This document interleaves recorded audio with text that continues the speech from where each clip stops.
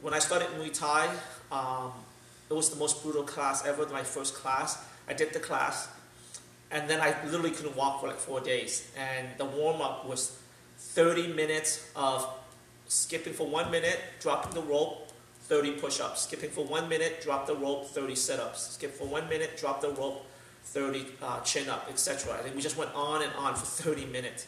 And, I was just very mentally strong, but physically I was very weak. And so what happens after I did that class, I literally could not walk. Like, I felt like someone hit me with a Mack truck, right?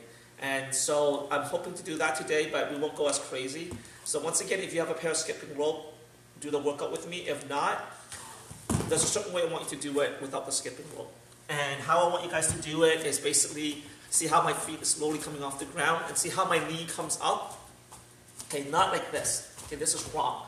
And the reason why it's wrong is because as you pick your heels up, your mass is dropping down. So you're working twice as hard, and it's hard to control that tempo, that movement.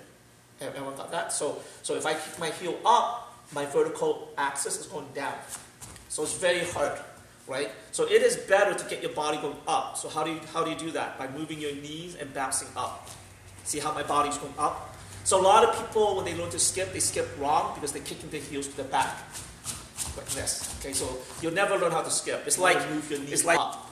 See how my knees up? So you see how my heels underneath me? So it makes sense because your body's going up, and since your knees coming up, you're actually propelling your body up. If you kick your heels backward, your mass is going down. So although you're getting your feet out of the way, your mass is coming down. So it's actually twice as hard, right? Because you have a rotational force, which is your heel getting out of the way, but then your mass wants to come down. So you're doing twice. It's much more difficult. You're handicapping yourself. So to cheat or make yourself easy, you actually want your body to go up at the same time you lift your knees. So like this. So not like this. This is wrong. Okay? So why don't you guys just do it with me? Okay? And I'm going to turn on the music. And if you have a pair of skipping rope, you can do it. But notice my knees coming up, not like this. Okay? So I would laugh at one of my students. He does that. He's like this. And I tell him, like, you'll never learn how to skip, unfortunately, right? And I'm like Asian dad. I go like, you'll never learn how to skip. And it sounds mean, but that's the reality. Okay, so let's do this. We'll skip for about a minute. If you don't have the skipping rope at home, skip like this, your knees up. Okay, not like this. Okay, let's give this a try. We'll skip for 1 minute.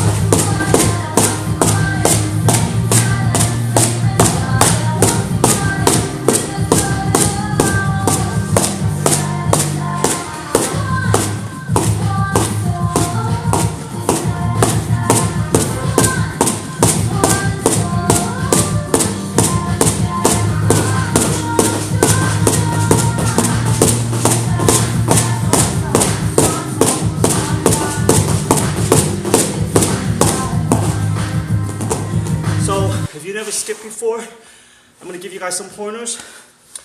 So, how do you know how long the skipping rope should be? Okay? How do you know that? Now people will arbitrarily give you a number, like it should be this length, whatever. I think everything should be proven using certain theories or certain mathematical formula or certain reference. Okay, so how do you know how long the rope is? If you just join me, the type of rope I'm using is from Thailand. They're about $18–20, and I like these ones better because they're much heavier. When you skip, it creates momentum and it forces you to work everything, your shoulder, your chest, everything, versus the cheap skipping rope you get at Target, Walmart, etc. Okay, so how do you know how long the rope is? Here's the secret. If the rope is too short, it's going to hit the width or the distance in front of you and behind you gets more and more narrow. Okay, so if the rope is long, it'll contact the ground. Let's just say it contacts the ground about 2 feet in front of you. Okay? And then from there, it moves along underneath you, and then it comes up. So you have 2 feet of clearance in front of you and 2 feet of clearance behind you. Now, if the rope is too short, you reduce the clearance by maybe 1 feet. And if it's really short, literally there's no clearance. The rope will hit just underneath you. And that's not fun to skip unless you're really, really skilled, right? So we're not getting ready for rope competition or anything like that. Our purpose is to use this time to fight through our solitude, right? In my previous video, I talked about if you want to be a world champ, you got to do things in solitude, things that no one sees. Getting up at 5 in the morning to lift weight, skipping for half an hour, doing shit that no one wants to do. Not fun stuff. So, once again, how do you know how long the rope is? If you're a beginner, watch the contact of the rope. I hit. Notice when it hits the floor, it's about I'm a short guy, so it's about 3 feet in front of my toe. And then, because I'm going up, it's going to go about 2 feet behind me, and it's going to come around. Okay, so it's going to hit the floor, and it's going to drag a little bit. Now, if you're a beginner, you actually want it to hit the floor a few feet ahead of you.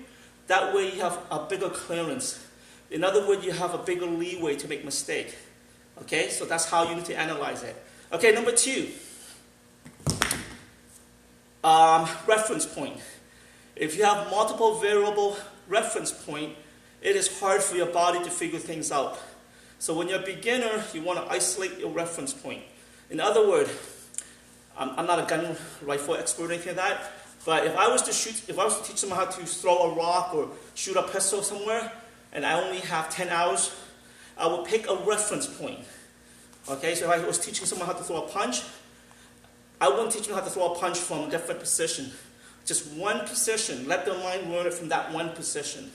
So when you're skipping your rope, notice my hand is around, it's just like, it's like beside my body, like I'm carrying grocery bags. Okay, so it's not too close, because if it's too close, I won't have the ability to rotate the rope. If it's too far, my hands gets tired. So somewhere around here, like I'm holding grocery bags. Okay? And all I'm doing is rotating my wrist. Okay? And I'm skipping from the same reference point position. So therefore, my mind will have a chance to figure out what I'm doing wrong. And Mother Nature has made us to be survivors, has made us to be very clever animals. Okay? And so we will figure it out if we don't give up. Now, if you're skipping and your hand's coming up, coming down, in all these awkward positions, it means you're learning all these variable positions. So that means if you only have 10 hours to spare and you're learning 5 different positions, you actually have to put aside like 100 hours, right? Versus if you're just learning to skip just with your hands from down here, it might take you 3 hours and then you'll learn how to skip. Okay, so there's a meme going around on the internet during this time. If you're not having a side hustle, if you're not starting a business, if you're not getting a new skill or studying, you're wasting this time, right? So if you're sitting at home and not doing anything, pick up a skill. And in my opinion, skipping rope is probably the easiest and most affordable. And once again, watch my previous video. I talked about the type of rope you should buy. Don't avoid the crappy ropes at Target, Walmart, Dick's, whatever, okay? So watch me again. I'm going to skip. Watch the rope. It's going to hit about a few feet in front of me. It's going to drag behind me, and it's going to come up. Watch my hand. It does not go up and down in weird position. It stays at a reference position. Now, once you master that, you can add slight variations or variables. Okay, so watch me, watch how I mix it up. Okay, so we're going to try it again, and hopefully this video is much different than some of the YouTube videos out there on how to skip ropes. I'm analyzing it from a slightly different perspective. So if you don't have a skipping rope at home, your goal, once again, is to pick up your knees, not kick your heels back. Because when you pick up your knees, you're creating clearance on your feet, but you're also lifting your body. So you're doubling your chance of success. If you're kicking your heels to your back, you're clearing the rope, but your mass is going downward. So your success is not as good, right? Okay? So that's one thing. Knees up, not heels. Okay? Number 2, fixed position on your wrists. Okay? Now, you want to have good posture, so spine kind of straight, tighten your core, chin down. Okay, so what's going to happen is you're going to get winded. Okay? Do not give up. Your body and mind will have second wind and third wind. And your goal is to tap into the second wind and third wind, if you can. Okay? So how do you do that? You're tired. You're going to put your tongue on the roof of your mouth, and you're going to inhale, and then you're going to sigh. And you're going to push yourself. And then you're going to inhale and sigh. You're going to keep on doing it until you feel like you can't do it anymore. Okay? Because most people want to give up. And your goal is not to be like most people. Okay? So let's try it again. And hopefully if you guys like what I'm teaching, make a comment or say something. And let's try it again.